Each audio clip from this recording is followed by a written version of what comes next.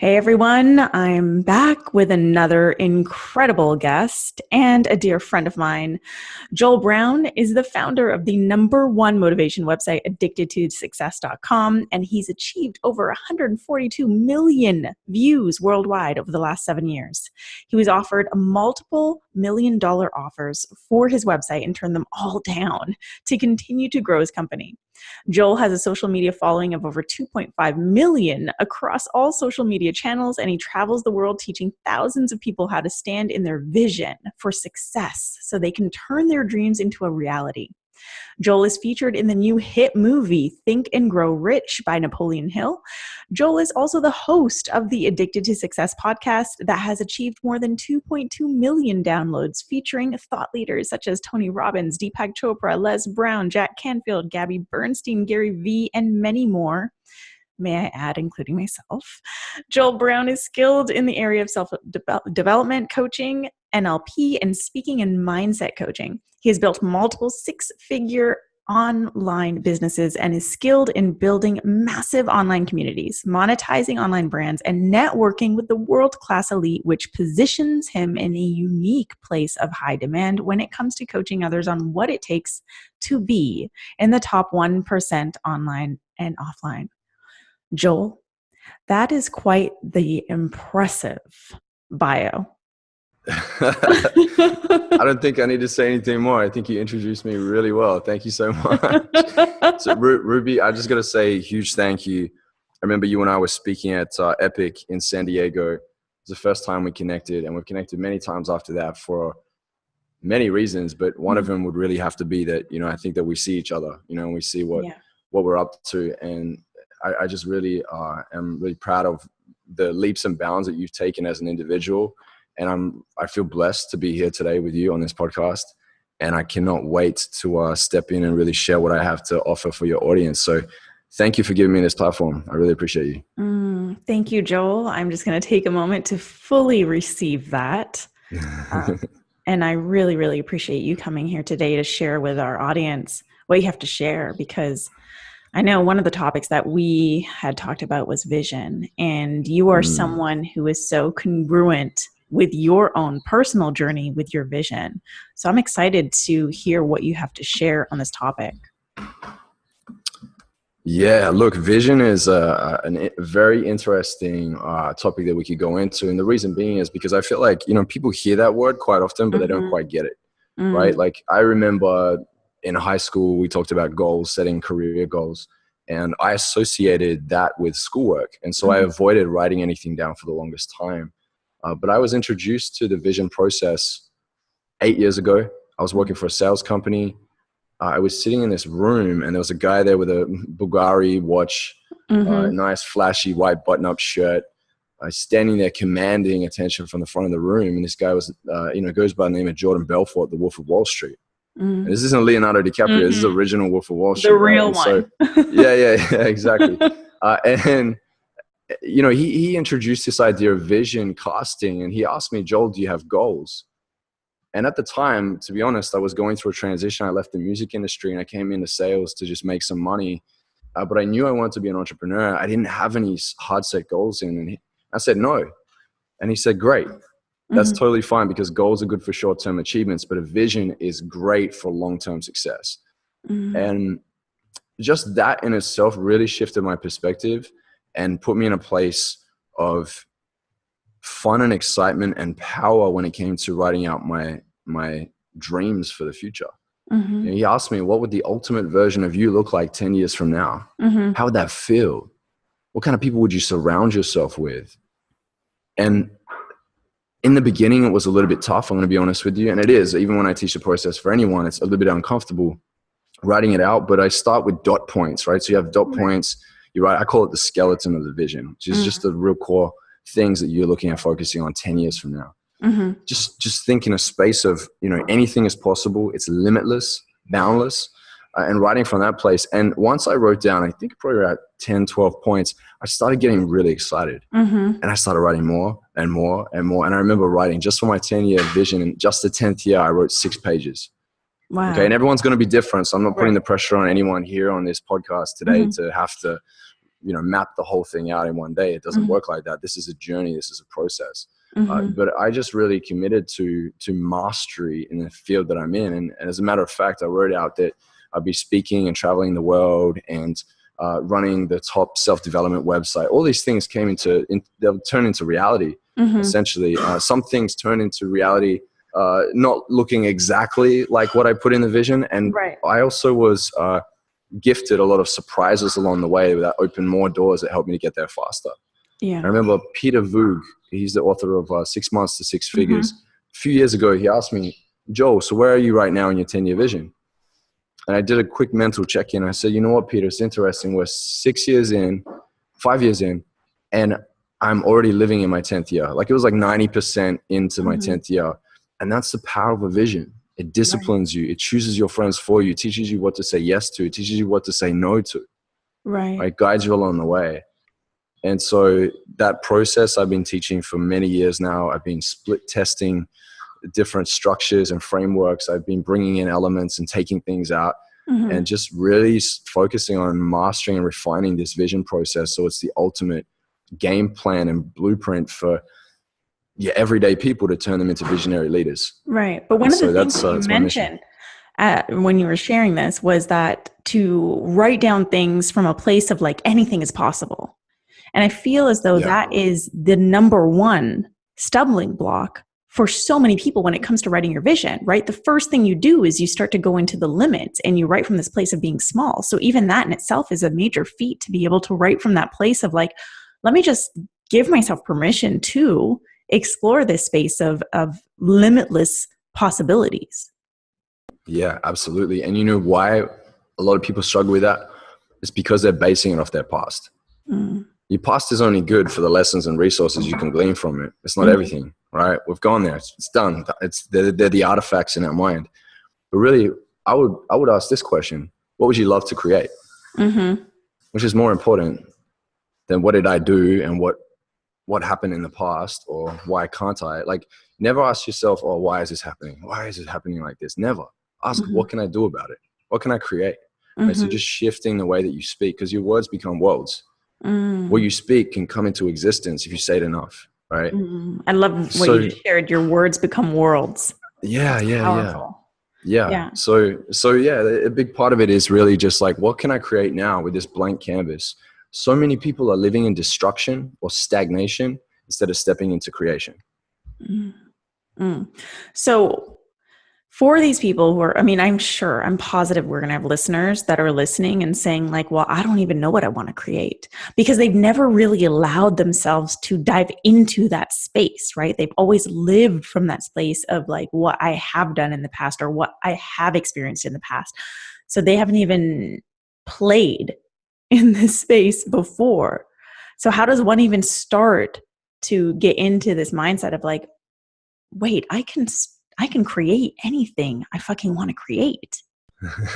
Like, how does someone step into that? That's a great question. A lot of it starts with spilling there's always like surface crap that's on the top of your mind, right? If I put it in that way, I don't know how else I could explain it, but there's like things that float around on the surface, and they most of the time they're not really important, or they're not really useful.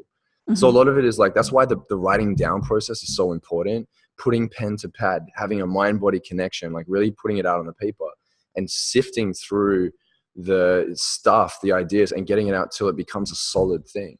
And so I think a lot of people will just by default fall into this negative space of like, oh, well, I can't do it, or I don't know. That's because there's uncertainty. The way to create certainty is to have a strategy, to map it out. And we never 110% have certainty. I'm not expecting that from anyone. But what I do love to do is like go, here's where you are. Here's where you want to be or will be. You just tell me you desire it this much, you will be there, right? How do we close the gap? How do we bring that in a bit, right? And the way to do that is to really map it out, to get a strategy down. When you get clear on it, this is the thing. A lot of people talk about the law of attraction, and I get it. And yes, we need to match frequency to receive and achieve these things. But a lot of what is really effective in this space is the law of intention. Set it and get it, right? Like write it out and go for it. I know you, Ruby, you can be very practical. It's great. You do this awesome dance where you have your spiritual thing going on, but you're very practical. You're an action taker, no excuses. And that's why you do so well in what you do. Thank you. Right. So it's not all up in the air. You grab it and bring it down to earth and go, let's like use this. Right. Right. And so that's the key there. And I have a number of questions that were asked to me. Jordan Belfort asked me 3 questions, and then I always throw in the 4th one. He asked me, what are you good at? Okay. What are you good at? And the reason why, and I'll break it down so your audience can understand. When you're good at something, you get feedback, right? So you get feedback that what you're doing is moving the needle. Okay. So this is about progression. When we progress, we're happy, we're fulfilled in that process, right? Ultimately, we're chasing fulfillment in life. If you want the ultimate fulfillment, live in your values as often as possible. Right. Be aligned with what inspires you most. Be in spirit. That's where the word inspiration comes from, right? So align yourself with your values. What are you good at, right? What do you love? Same thing, values, right? What you're good at will show up when you're doing what you love. Over and over and over and over again, consistency. But don't fool yourself. Don't live in a fantasy, because it can slowly turn into a nightmare if you keep thinking that just because you love it, you're going to be great at it. You have to put in the work. There has to be consistency, and you have to set the intention when you step into this space to say, I'm willing to commit to mastery to really achieve. Right? So many people don't commit to mastery. What they do is they dabble. I'll do a little bit of this, do a little bit of that, a little bit of that. And then, 5 years, 10 years down the line, they're basically 1 year, 2 year into building a business, 5 or 10 years down the line. Right. So, I mean, look, I'm 8 years into my business. I haven't even hit my mastery point yet either. I'm only just getting started. This is a warm-up season right now. Yeah. So you got, what are you good at?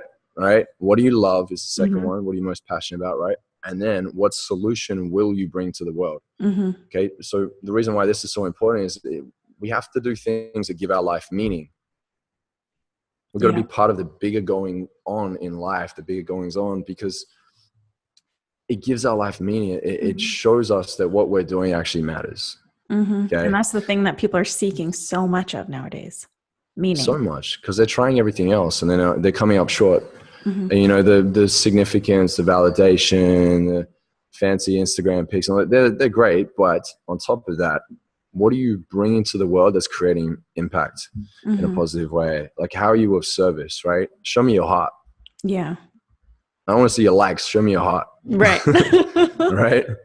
Yeah. So there's what are you good at? What do you love? And what solution we bring to the world? And then the 4th one I throw in now is, how am I going to make money from this? And this is like the elephant in the room. Some people are like, oh, I don't know, the money conversation. People avoid you need to make money. Like the plague, right? Because they avoid it like the plague. They feel like, oh, if I'm doing something good, or if I'm serving people, or doing creating a positive influence on our planet, then I can't talk about the money. It doesn't make any fucking sense. When you value yourself, you put a value on it, and you charge. You have to. You absolutely have to. I don't know any business that's successful that hasn't got a system in place that allows for it to reinvest back in itself. Nothing turns over till money comes into the hand. Yeah. Nothing does. Has to come in. Even with charities, even with these businesses that seem so selfless in that sense, if you want to use that word, they still need money coming in. Yeah. I mean, it's all energy. It's what keeps everything going, right? Absolutely. And if you are here with a big ass mission that you want to bring forth, but you don't have the means to do it, then what are you doing? The more money you make, the more impact becomes possible, because you now have expanded the means to create the impact. Yeah. Yeah. Oh, we could go so deep with this. We can jump into money. We can jump into time, the value of you. There's so much here. But yes, you're right. Absolutely right. Yeah. So those 4 questions for our listeners, that's a really fantastic starting point for you guys to really start honing in on your vision. Right. And I love question number 4, because I can already feel the energy of people listening being like, ooh, I don't want to talk about the money. But also, like, in this space, to our listeners, where you're at right now, like, question, have you even taken into consideration these things in building your vision? I found that through my work with, clients and meeting other people in this industry, so many people are carrying like other people's visions. They haven't really taken the time to figure out or hone in on what is their vision. What is the thing that they are here to do? Have you run into that? I run into it all the time. Not personally, not myself, but I run into clients that are struggling with this. I call it chasing unicorns. right? Mm. You're Mhm. chasing somebody else's definition of success. It's not for you, right? You get Yeah. there, you realize that seat was not for you, it's for someone else. Mhm. There's two things that is troubling about that. It's a bit of a worry for me when I hear this, is that you can actually adopt somebody else's definition of success. And what happens is you could actually hit it and achieve it, but you get to the top, you achieve it, and you go do a little celebration, and you realize like, oh shit, but what's next? Mhm. What do I do now? All right, because you were chasing somebody else's. You weren't creating enough within your own realm to excite yourself because you were always looking for that external to inspire you, which Mhm. is faulty. And then the Mhm. second thing that could happen is you get there and it's great and everything's all good, but then now you have to cast another vision that shadows the last. Mhm. And if you haven't been in the practice of casting a vision that's effective, you're having to start your own game all over again. Mhm. Right. So it's really important to have your own unique thing. It's funny, like the more that I stay in my own lane when I write out everything in my vision, the more I realize that it's so unique to me that I really don't care what everybody else is doing. I Mm. care about people, but I Mhm. don't care about what they're doing because I know ultimately it serves in no way for me to fulfill my vision. My vision Right. is on me. And Yeah. that's a responsibility thing that so many people are like running away from. They spend more time in reward than responsibility. And then when you know they get to a point where like, shit, man, life isn't working for me. This isn't happening. It's like, yeah, because you were just like in reward all the time. Mhm. If you jumped in and out, because I'm a fan Mhm. of jumping in and out. I think it's great. Responsibility, smash it, get in the zone, focus, jump into reward, celebrate. We need to do Mhm. that. We need balance. But those that just stay in reward all the time, it becomes a hell of a lot harder when they have to be responsible because the world comes collapsing on them with all these responsibilities and they haven't been used to handling that. So everything seems so darker and heavier Mhm. if they haven't been in responsibility. So I would Mm. say make sure you have a list each day that is, what am I responsible for and what am I jumping into today that I'm going to reward myself with? And I've Mm. got to a point where I like mentally have that in my mind and I have, goals and things written down on the board. And uh, Ben Kelly and Emil Steenveld are out here. We stay in this amazing villa out here in Bali, and we really, push each other to stick to our goals. And we have a lot of fun while we're at it. We've set up an environment where we have a nice 20-meter, 25-meter pool. We've got a basketball ring. We've got a Mhm. floaty for the pool. We've got a pool table, and we create a space where it's creative, fun, and inspiring. So we Mhm. can get our work done. We can also enjoy it too. Yeah. So your environment has a 40% effect on your mental state, Yeah. which is And crazy people because I don't. always used to say mind over matter. But Right. I absolutely believe now that it's true. You've got Yeah, to it's make your sure you're in the right environment. environment. You have to stay on top of it. It's everything is energy. Everything has an impact on us. It's not just the people that we hang out with. It's the space that we've created for ourselves. Like, do you have an expansive enough space to create this expansive vision? Or are you just Yeah. restricting yourself and constricting yourself? I've just recently experienced that because we just recently moved into a much larger home, and it's been incredible just to feel the expansion that is coming from this. But it's so much of this, again, this is part of personal responsibility too, is being responsible for your space. And I just wrote a post about this today, and it's about how many people in this industry are actually bypassing their personal responsibility, it being them, right? They want to position themselves as an expert, as a leader, as, the top coach or the top whatever it is, but they're not doing what they need to do to integrate and to implement and to do the fucking work themselves so that they are now congruent with the message that they're sharing or what they're teaching. I mean, it's our divine responsibility as teachers and leaders to show up in our greatest capacity for those that we are serving. Yes. You're so right. Spiritual bypass needs to stop. Yeah. I don't know if it was you, but I think Yeah. maybe when we went for dinner, you were talking about spiritual bypass. It's funny because I had an experience yesterday with Mm-hmm. someone that was like, oh, if it's meant to be, it's meant to be. And I talked about something that we were getting them to commit to make happen by a certain date. Oh, if it's, well, see if it's meant to be. And I'm like, nah, it doesn't work like that. It's set it and get it. Like that's Right. not going to work. And it frustrated me so much because I Yeah. know that like, I think it triggered something in me because like I definitely was in that situation many, many years ago going, oh, we'll just let it happen. Look, you need a little bit of faith. You need to sprinkle faith on your business. You need to sprinkle faith on your, you know, your life and your relationship. But don't spiritually bypass the things that definitely need you to step up and take action in, right? Like you need to make sure you map it out, and there needs to be intention. And so the vision allows you to do that. You can't run from this thing and use spiritual bypass when you have a vision that you mapped out in front of you. Right. But it's the way in which you're describing the vision, right? Like this is, most people are like, oh yeah, I created this vision board and yeah, I've got it on my wall. It's like, okay, cool. And what are you doing about it? And what I mean by that is like, what are you doing every single day? Who are you being every single day? Are you in congruency with what you've placed on this vision board? Do you understand the gap between where you're at and where you want to be? And do you know what you need to do to fill that gap? Yes. And going back to values, when you're aligned with your values, they're like your torch that's lit from within, right? You don't look for external motivation. You don't make excuses. You're living in this congruent space all the time. And I mean, just imagine like there's like this energy that's trying to flow through, and you've got one pipe there. If you line 3 of them up, it's going to be even more powerful, right? Become a conduit for massive power and massive success. And so that's what your values do. So no more excuses. Align yourself with your values and step in. Right. And do the fucking work. Exactly. We have to keep putting an emphasis on that, right? Yeah. Because there's so many people that don't. And it's crazy to me that we have to continue to put the emphasis on this because there's so many people bypassing this work. And I think that this personal development space has been glamorized so much. Oh yeah. Preach. Preach. That people just want to step into it and be Insta famous and preach like motivational talk with their pretty pictures.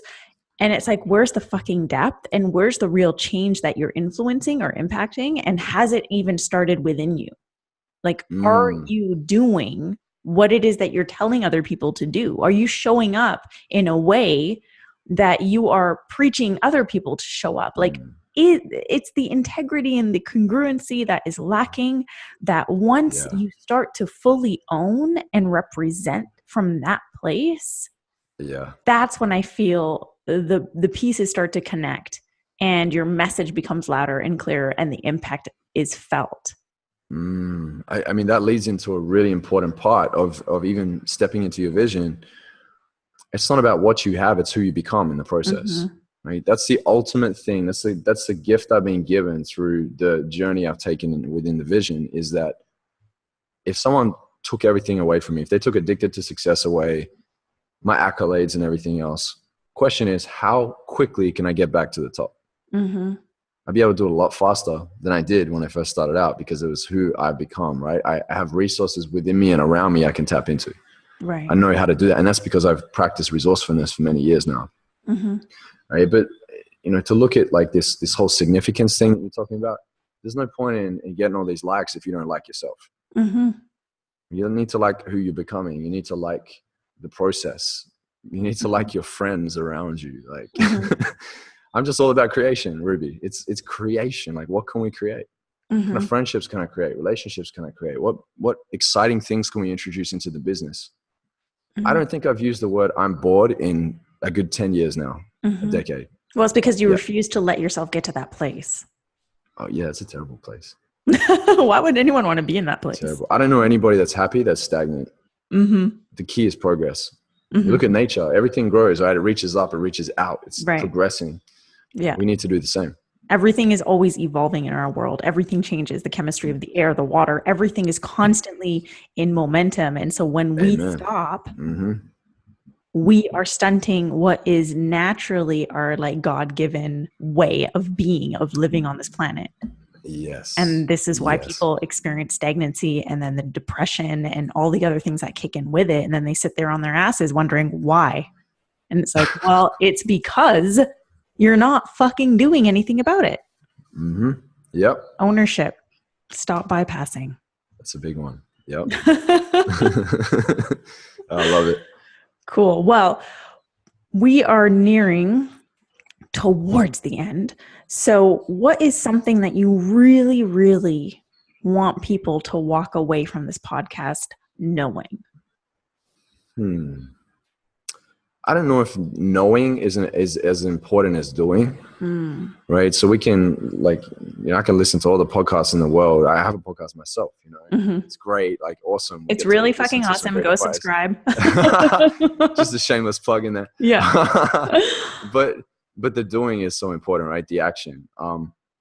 So I would challenge your listeners right now. If you're listening right now, I challenge you to, and it's so great that we can make this an actionable episode. Write those 4 questions down. What are you good at? What do you love? And what solution will you bring to the world? And then once you write that out, because that's the really important stuff. On top of that, how will you make money from this? Okay, write that down. And then when you've got clear on that, they're going to be your super core things that you're going to implement into your vision process. Answer those questions first. What would the ultimate version of you look like 10 years from now? When you start writing out your vision, your skeleton, and I say skeleton because we're building a body of the vision. You have the skeleton, which is your dot points, the meat, which is the adding in the details of what is it going to feel like? What's it going to look like? Like start getting more descriptive with it, setting some dates, right? When you're going to hit this, what month, 10 years from now, are you going to make this happen? What kind of people are you going to surround yourself with? And then on top of that, as you expand even more, you take a break from it, come back to it and add more detail in, you now create the skin of your vision. So you got your skeleton, meat, and skin.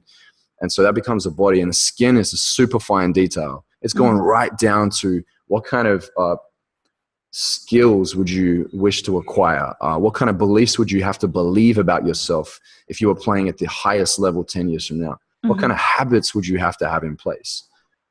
And what are your values? What kind of values would you have to align yourself with?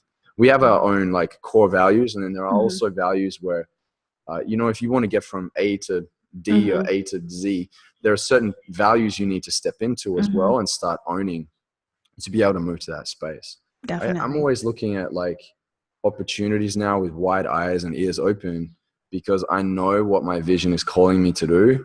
Right? I can see it. It's unfolded in front of my eyes. And I liken this to, I'm going to paint a little analogy for you here so you can understand it a little bit better and why the vision process is so important. Imagine a lava pit in front of you, right? We got 10 meters by 10 meter lava pit, and you have one big stepping stone that's 2 meters away. Sorry, I'm speaking in Aussie right here, talking meters instead of feet. I'm Canadian, so I can't quite break. Oh, you're Canadian, so that's good. So 2 meters away, you've got a stepping stone, and then another 2 meters away from that, you've got another big stepping stone. Imagine they're the only stepping stones you have. You're probably going to be quietly crapping yourself standing on the edge of that lava pit because you're not sure if you're going to be able to jump across and get to the other side. There's a high chance you're going to fall in. So that's what it's like when we're just kind of guessing in our own mind of what we think we need to do to get to where we need to be 10 years from now. Now, just imagine you're mapping out your 10-year vision and you're filling in all these details. You got the meat in there, the skin, you're writing down the beliefs you'd have to hold, the habits you'd have to have in place, skills you'd have to hire or acquire to make happen. Now what you're doing is you're filling in even more detail. Your mind is a GGS. It's a goal-getting system, right? You map out the intention and it starts hard locking on the target. And you start noticing things. You become more aware and observant, right? We're just poor observers. That's our problem most of the time. So now we start observing and noticing what needs to be stepped into. So just imagine now you've got this lava pit in front of you and there's all these little stepping stones all over the place. You're not going to be as nervous, are you? You're going to step across till you get to the other side. Right. And that's because you've increased your certainty. And as you remove doubt, you increase faith. And that can be translated into so many areas of your life. But if we're just talking vision now, remove doubt, increase faith. Okay, that's the key here. And the way you remove doubt is you get even more clear. You create clarity in your life. You start setting intentions. The moment I mapped out my 10-year vision, I made a commitment that day. I got up and Jordan asked me to share it, declare it in front of the room. And I did. And it was such a powerful experience. I was kind of shaking a little bit and reading it out, the first couple paragraphs. But then I started getting this pep in my step and I started getting jazzed up and I was reading it with excitement. And it did something within me. I felt it on a cellular level. It wasn't just words on a paper. I could actually imagine myself living in it. And I was writing it in present tense. I am standing here in Bali, Indonesia, and I have all these things I mapped out. And so it's really important to feel it on that level if you really desire to step into that vision. I love that you tie it into the feeling, because that I think is one of the biggest missing components to vision creation. Absolutely. And you know what a vision is like? It's like, imagine you walking into a room. I like using analogies. I think it helps us to understand it even more. It's like walking into a room with your light on your iPhone. If you got an iPhone or Android, whatever, your torch, right? Because I know most people don't walk around with a torch anymore. They have it on their phone. Your torch in your room and it's dark, right? You can only see so much in front of you. The vision is like turning the light switch on. That's what it's like. Right. So I remember 8 years ago when I mapped out my 10-year vision, the first thing I realized when I mapped it out is I realized that if I wanted to build, and it's funny because I wrote down I wanted to build a website that has 10 million views in 10 years. We've reached 143 million views in 8 years. Right. So we like 14x that. And the reason being is because when I mapped out my vision, I realized that if I wanted to move at a faster pace, there was a big thing. I call it a major swing. You got to do this major swing, like a big hit within the first 30 days. So if you're listening right now, you have to place a big bet. There's something that's going to show up when you write out this 10-year vision, you know you have to do. It may mean like separating yourself from someone that is toxic, poisonous to you, or making a decision in your business that you thought you never have to make, right? It's just, there could be a number of different things. For me, it was leaving that job. It was leaving that sales job. They promoted me to one of the top floors. It was like level 27, looking over the city, rocked up to work every day with a suit on, had like 4 cups of coffee a day. I was hitting my KPI targets, reading Grant Cardone's sales books. I thought that was it. Right. But I realized after I cast my vision, this ain't it. This isn't it. I'm not there yet, right? And we never are, really. But I looked at it and I realized like, man, I need to do something. And that thing was leave that job. Even though it was comfortable and I was making at the time just under maybe like $80,000. I went and worked up north in the deserts of Western Australia with the environmental team on a construction site, catching snakes and lizards, kangaroos in 120 degree Fahrenheit weather, 12-hour days, 28 days straight, like 5 days off. It just back to back for double the income. For 140,000 a year. And the reason why I did that is because I knew that I needed that money to put back into my business. I knew that I needed that money to pay for trips, to go and work one-on-one with mentors, to buy reading material, to join courses, to learn. Yeah. And so that was the sacrifice that I made. And ultimately, I didn't look at it as a sacrifice. It was like a move that I did to fast track my success. It was a move that you did to fill the gap. To fill the gap. There you go, to get there faster. Yeah, absolutely right. So yes, if you're listening now, what is that major swing? Place bets on yourself, write out your 10-year vision, get the skeleton down, come back, fill in the meat, and then add the skin later. But yeah, make it exciting, make it fun. This is what it's about. It's about creating and having fun with it. Definitely. So, Joel, we're at the end of the podcast, and this is where I ask all of my guests to share what I call a love punch. So this is like a punchy, bold piece of advice, mantra, affirmation, whatever it is, something, a bite-sized something that is really going to kick people's asses into gear. So what is your love punch for today's episode? Oh, that's a good one. I would say if you doubted your fears instead of doubting your dreams, imagine how much in life you would accomplish. Boom. Doubt your fears. That's it. Doubt your fears. Go all in on your dreams. Done. Yeah. Thank you so much, Joel, for joining me on Love Punch. Why don't you tell our listeners how they can stalk you online? You can stalk me at I am Joel Brown on my Instagram. You can check us out at Addicted to Success as well. That's addicted2success.com. That's the website. Obviously, the Addicted to Success podcast. We have a lot of amazing guests on there. Ruby's on there. Tony Robbins is on there. Deepak Chopra, Gary Vaynerchuk, Grant Cardone, Gabby Bernstein. All the fun and fancy stuff is on the website and the podcast. And look, you can reach out to me. I'm accessible for anything around vision right now. So reach out. I'll send you a login to my vision course. Awesome. And it's a 5-video breakdown. Reach out and I'll give you a login for that. So jump on it, and I'll speak to you guys soon. Generous. And Ruby, thank you.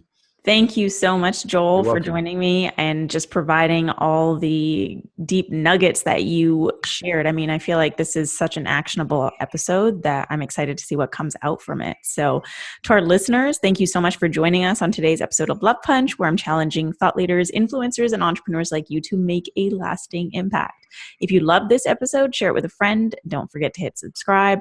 And please reach out to me and Joel and let us know how things go with your vision. Just reach out to me at I am Ruby, and I will see you back here next week for a brand new episode of Love Punch.